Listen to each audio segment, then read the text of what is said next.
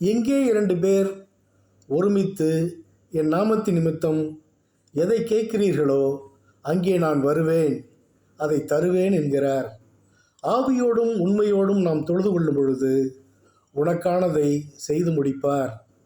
ஆலயத்திற்கு நீ செல்லும் பொழுது உன் பாவத்தை மன்னித்து பரிசுத்தவானாய் மாற்றுகிறார். சந்தோஷம் இன்றி வருபவனுக்கு சந்தோஷம் தருகிறார். துக்கத்தோடு வருபவனுக்கு துயரம் துடைக்கிறார். வீழ்ந்து போன உன்னை மீட்டெடுத்து வாழ்விக்கிறார். அநீதி செய்பவனை மாற்றி நீதி செய்ய வைக்கிறார். நீர்ப்பாய்ச்சலான தோட்டத்தைப் போலவும் வற்றாத நதியைப் போலவும் உன்னை மாற்றுகிறார். உன் இதய கோவிலுக்குள் அவர் வருவதற்கு கதவை தட்டி வெளியே காத்திருக்கிறார். நீ திறக்கும் வேளை உன் உள்ளம் பிரகாசிக்கும், உன் இதயம் பூரிப்படையும்.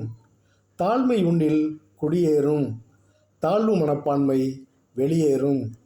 சாத்தான் உன் எதிரே நிற்பதில்லை. யூதாஸ் போல் நீ இருப்பதில்லை. பேதுருவைப் போல் உன்னை மனம்பார செய்திடுவார்.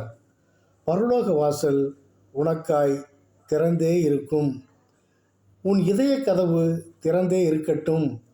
தேவன் உன்னிடத்தில் இருந்து வெளியேறாமல் பார்த்துக்கொள். இருமனம் உன்னில் வந்தால் இறைவனின் வீட்டில் பங்கு உனக்கில்லை.